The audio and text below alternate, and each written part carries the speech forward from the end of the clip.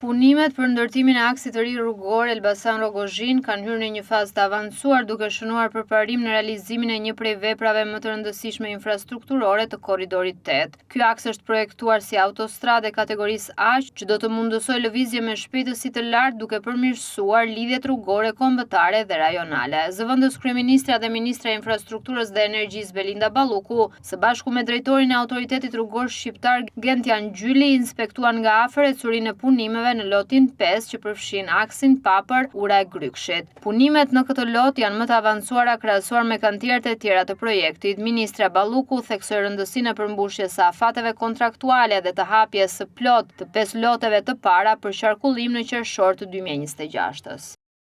Ecuria e këtij kantieri, pra Papër-Ura-Grykshit, faza e 5, është në 60% dhe po diskutonim pak më parë me gjithë grupin e inxhinierëve këtu, që krahasuar me të gjithë fazat e tjera, ne sot këtu kemi ecurinë më të mirë me 60%, ndërkohë që i gjithë projekti është diku te 49%.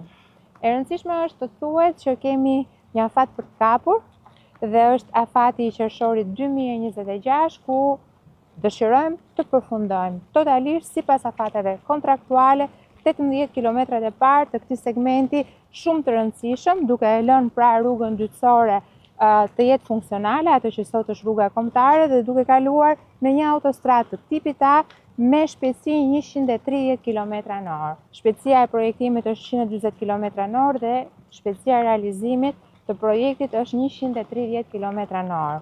Kemi 2 korsi nga secili krah me 3,75 metra gjërsi dhe një korsi plus nga secili krah që është korsia e emergjencës me 3 metra gjërsi. Pra kemi 3 korsi në të dyja krahët, duke na dhënë kështu një autostradë të tipit A, e cila do të ketë shpejtësinë 130 km/h. Gjatë inspektimit, Balluku u ndal edhe tek projekti bypassit të Elbasanit, që aktualisht përbën një prej pikave më problematike për qarkullim, sidomos gjatë fundjavave. Aty trafiku vijon të jetë makthi qytetarëve dhe turistëve, jo vetëm në sezonin veror, por gjatë gjithë vitit. Një tjetër pjesë e rëndësishme e projektit, që është pjesë e korridorit të 8 dhe që do të avancohet me shpejtësi dhe në situatën e emergjencës, është zgjidhja që do t'i japim 3 kilometrave të autostradës Tiranë-Elbasan, pjesa e rrethotullimit brenda sheshit, që do zgjidhet për t'u lidhur me fazën e parë të këtij projekti, apo jo? Projektin e kemi gati. Ky segment prej 3 kilometrash është pjesë e bypassit të Elbasanit. Projekti është gati, është i miratuar në Këshillin Teknik të ARSH-s. Në ditët në vijim, me ndryshimet që do kemi në buxhet, presim që të pra, me rialokimet të cilat do ndjekim. Kam një pyetje drejtor. Nga momenti që bëhen rialokimet e duhura sipas aktit normativ, nga momenti që projekti tashmë është i konsoliduar dhe i miratuar edhe nga Këshilli Teknik, a do t'ja dalim që të kemi këtë zgjidhje emergjente deri në përfundim të sezonit? Ne do tentojmë që të fillojmë punën menjëherë pas përfundimit procedurave të prokurimit.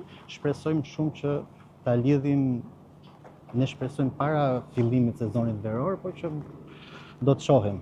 Është e rëndësishme që të japim një zgjidhje, pasi ne shikojmë që edhe tani me përfundimin e sezonit, edhe gjatë fundjavave të vjeshtës parë, duhet të thënë që kemi parë ngarkesë dhe jo vetëm të shtunën apo të dielën, po edhe të premten pasdite, edhe të hënën në mëngjes, duke qenë se tashmë qytetarët apo edhe vizitorët dhe turistët nuk janë thjesht për sezonin veror, por lëvizin edhe gjatë fundjavave, kështu që ajo është një zgjidhje e shumë pritur që duhet patjetër të përfundojë me fillimin e sezonit veror, pra deri në një korrik të 2026-s, ne duhet kemi zgjidhur 3 kilometrat e para të bypassit të Elbasanit, për të vazhduar pastaj me projektin e madh dhe financimin e huaj në të cilin kemi aplikuar. Segmenti Elbasan-Rogozhin me një gjatësi totale prej 40 kilometrash është pjesë strategjike e korridorit të 8 dhe përfshin ndërhyrje të posaçme për mbrojtjen lumore, pasi një pjesë e tij shtrihet përgjatë shtratit të lumit Shkumbin.